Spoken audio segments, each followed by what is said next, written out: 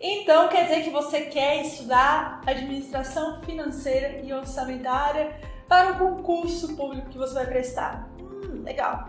Você tá animadão com isso? Você tá falando assim, ai meu Deus do céu, estudar isso é muito difícil. Olha o nome disso, administração financeira e orçamentária.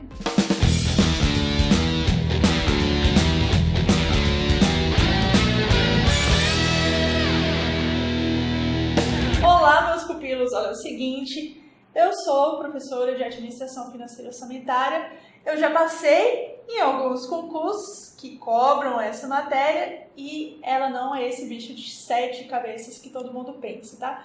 E nesse vídeo eu vou te ajudar a estudar Administração Financeira e Orçamentária da melhor forma possível. É claro que o primeiro tópico sobre aprender, eu acredito, né? Qualquer matéria de concursos públicos é você fazer muitas questões. É o básico de concursos públicos e é o mínimo que você tem que fazer se você quer passar em um concurso. Eu acredito, tá? Tem muita gente que gosta muito da teoria em si, mas se você quer ir mais rápido nesse mundo, você tem que saber como é que as bancas gostam de cobrar, quais são os assuntos que a banca mais gosta de cobrar sobre determinadas matérias. E isso não é exceção, né? A AFO não é exceção a essa regra aqui.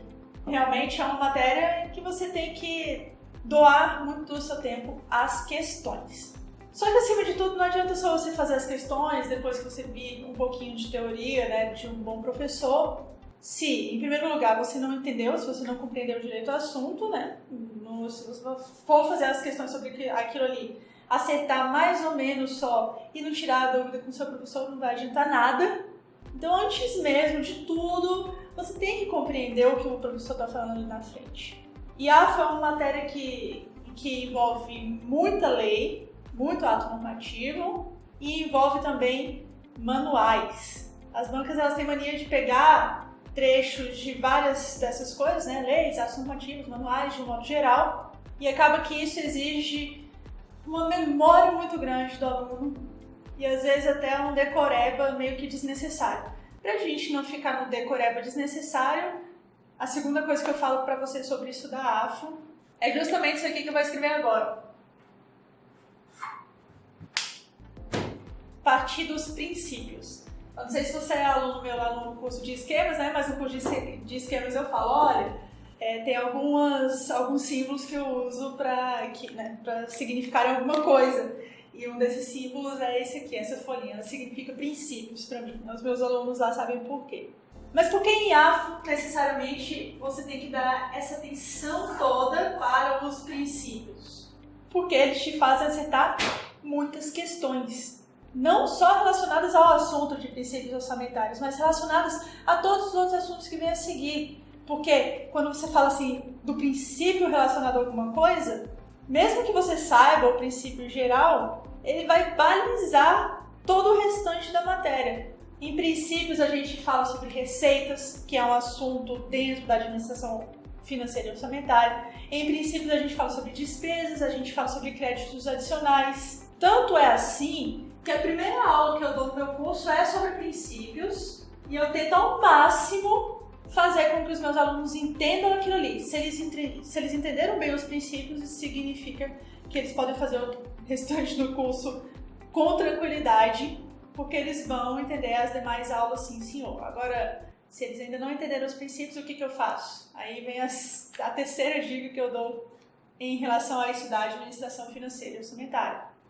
Eu exemplifico com alguma coisa muito didática, com alguma historinha muito didática, ou eu literalmente desenho. Sabe quando as pessoas falam assim, você entendeu ou você quer que eu desenhe? Pô, na maioria das vezes a gente devia falar, né? Eu quero que você desenhe, porque eu não tô entendendo. Se eu não tô entendendo, você tem que esquematizar, você tem que me mostrar de um jeito diferente. Então, o que eu digo pra você é o seguinte, não tá entendendo algum conceito? Ao invés de tentar decorar, tente compreendê-lo. E nada melhor para a compreensão realmente do que exemplificar ou até desenhar. Aqui, por exemplo, é o esquema que eu sempre coloco relacionado à lei complementar, né? Toda vez que eu vou falar sobre a lei complementar, eu coloco dentro de um coraçãozinho para a pessoa pensar, tá falando sobre lei complementar aqui, e não qualquer outra coisa, né? Porque LC pode significar outra coisa para a pessoa. Para mim, lei complementar é um LC dentro de um coraçãozinho. Então, digamos que eu pegue o exemplo do conceito de dívida pública. Dívida pública é a obrigação passiva contraída pelos entes públicos com outros estados, instituições financeiras nacionais ou internacionais, fundos internacionais, organizações multinacionais, etc., objetivando satisfazer a necessidade de financiamento do Estado. Pô, você vai ler uma coisa dessas? Você vai ler sim, tá? Dentro da minha aula a gente coloca esses conceitos e tudo mais, mas você vai ler uma coisa dessa, você vai falar, porra, não entendi nada, o que é a dívida pública realmente? Aí o que eu faço? Eu exemplifico, eu desenho, eu simplifico, eu falo, olha, é o seguinte, a dívida pública, portanto, é o dinheiro que o Estado, ou seja, que o país, que o Brasil, deve aos outros. E aí a dívida pública ela pode ser interna ou externa. Dívida pública externa está devendo para o pessoal fora do Brasil. Dívida pública interna está devendo para dentro do Brasil, para empresas e pessoas, por exemplo. Aí a pessoa fala, agora eu entendi o que é a dívida pública, né? Sim, claro que é isso, porque coloquei de um jeito que a pessoa compreendesse. É isso que você tem que fazer se você pegar algum conceito difícil, especialmente em administração financeira e orçamentária. Exemplificar, desenhar. E desenhar, é lógico, além de te fazer compreender uma coisa, vai te fazer também se lembrar de uma coisa. Porque quando a gente fala de AFA, a gente vai tratar de vários órgãos públicos, a gente vai tratar de várias siglas, a gente vai tratar de um monte de conceitos que podem ficar todos embaralhados assim na nossa cabeça. Por exemplo, digamos que eu queira falar sobre o princípio da anualidade e que eu queira me lembrar das exceções a esse princípio. A maioria dos princípios dentro da administração financeira orçamentária tem exceções, e essas exceções caem bastante em provas. O que eu faço? Qual é a questão de desenhar? Eu falo, olha, existe lá o princípio da anualidade, que diz que a LOA ela tem um ano, a execução dela deve ser de um ano, e é um ano civil que vai de 1º de janeiro até 31 de dezembro. Só que existem duas exceções para esse princípio, essas exceções... A primeira coisa que eu faço, eu coloco uma seta com um asterisco, que significa exceção dentro dos meus mapas mentais. Nos 4 últimos meses do ano, podem ser abertos créditos adicionais especiais e créditos adicionais extraordinários. O que eu fiz? Além de explicar o conteúdo para a pessoa, eu dei para a pessoa um esquema para que ela possa voltar e ver 1, 2, 3, 4, 5 vezes. É claro que os esquemas não são feinhos assim. Por exemplo, eu vou te mostrar como é que eu coloco esse esquema aqui para a pessoa lá na hora. Que é assim, pá! Pronto, você já viu. É assim, né? Os esquemas são perfeitos por quê? Porque a pessoa tem que compreender o que eu quis dizer com aquilo. E para que ela possa compreender, eu faço o esquema mais bonitinho no computador e tudo mais. Agora, você precisa fazer bonitinho no computador? Não. Você precisa fazer para você se lembrar, você compreender. Se você fizer isso, com a administração financeira orçamentária especificamente, os difíceis e os múltiplos conceitos que estão lá vão se tornar mais fáceis, mais simples para você.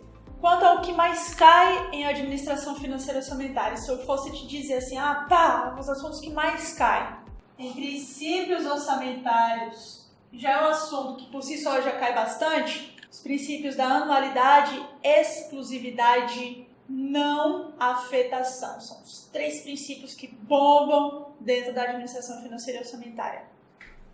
Quando a gente trata de receitas e despesas, a gente vai falar muito demais a conta sobre a classificação das receitas orçamentárias, classificação das despesas orçamentárias. Se a gente for tratar de outro assunto que cai bastante em AFA, LRF, Lei de Responsabilidade Fiscal, o que mais cai? Daí depende do seu edital. Depende se ele vai cobrar várias partes da LRF ou não. Mas geralmente a gente vai ter as DOC, que caem bastante, as renúncias de receitas caem bastante, operações de crédito caem muito, elas também estão lá na LRF. A parte de dívida pública, quando a gente fala de dívida fundada e flutuante, também cai bastante. Estatais dependentes, quando a gente fala dela ali no orçamento de investimentos, cai muito também. Então é claro que é importante você saber tudo isso que mais cai e dar muita ênfase a isso que mais cai, né? Se isso aqui é um assunto que mais cai, se eu preciso ter uma boa memória para esse tipo de assuntos, o que eu tenho que fazer sobre isso? Eu tenho que fazer mais mapas mentais, mais questões, eu tenho que fazer mais tipos técnicos de memorização, ou seja, eu tenho que dar mais ênfase a esse assunto. Menos ênfase a assuntos que menos caem. Então aí, um assunto que quase nunca cai, que eu praticamente nunca vi uma questão sobre isso aqui, que eu vou fazer com ele? Eu vou deixar de estudar? Não necessariamente, eu posso só ler 1, 2 vezes aquele assunto ali. Porque o meu foco deve ser para os 80-20, né? Aquela parte mais importante da matéria que tem uma chance muito maior de cair. E essa matéria é uma matéria extensa e tem muitos assuntos muito importantes que são cobrados em provas, porque geralmente as provas de administração financeira e orçamentária, quando elas estão dentro de um concurso público, elas cobram muitas questões, né? Pelo menos umas 10 questões, se for um concurso do SESC, por exemplo. 10 questões em um concurso do SESC é muita questão. Se forem 12 questões, por exemplo, né? Ao invés de 10, só para a gente fazer uma conta mais rápida, 12 em 120 significa 10% da sua prova. Meu concurso do TCU, por exemplo, considerando o peso de AFO dentro do concurso, eram 40 questões em 150, que significou 26% aí da minha nota, tá? Então, é uma matéria importante, é uma matéria que as outras pessoas têm dificuldades e se você souber estudar direitinho, você vai estudar super bem, tá bom? Principais atos normativos dentro da administração financeira e orçamentária, eu vou tirar isso aqui e colocar aqui no quadro, né? Os atos normativos mais importantes. São esses 4 aqui. Na verdade, a MTO não é um ato normativo por si só, ele é um manual técnico do orçamento. Ele sempre é atualizado, tá? Cai bastante em concursos públicos e às vezes o que eles fazem? Pega uma partezinha qualquer lá do MTO e coloca na sua prova. Isso é super sacanagem, mas se você, quanto mais você compreender os assuntos que estão no MTO, menos você vai precisar decorar o que está lá dentro e você vai saber realmente fazer a questão sem ter que decorar, né? Os atos normativos em si que mais caem e são mais importantes dentro da administração financeira e orçamentária, artigos 163 a 169 da Constituição Federal de 1988, Lei 4.320 de 1964 e a Lei de Responsabilidade Fiscal, que é a Lei Complementar 101 de 2000. Beleza? Esses são os atos normativos mais importantes, é isso que você tem que estudar quando o assunto é administração financeira e orçamentária, basicamente, como um todo. É isso que você tem que pegar, beleza? Então eu espero que eu tenha te ajudado aqui a compreender melhor essa matéria, o que você tem que estudar nessa matéria, que é o próprio orçamento público. E eu espero que você estude essa matéria com mais facilidade aí nos próximos dias, nos próximos meses, se você tiver que enfrentá-la em algum concurso público. É uma matéria muito legal, é uma matéria que faz a diferença na hora de estudar para concursos públicos, justamente porque as pessoas têm um pouco de dificuldade nela. Se você investir nela, você vai saber, tá certo? Grande abraço e até o próximo vídeo então. Inscreva-se no canal, porque o canal sempre dá dicas importantes sobre concursos públicos. Dicas e conteúdos, tá? Então, inscreva-se nesse canal e a gente se vê no próximo vídeo, se você fizer isso, obviamente. Um beijo aí e tchau! Hello world, wake me up to another good morning, time to go. Got that smile upon my face, 'cause there's excitement in the chase, this I know.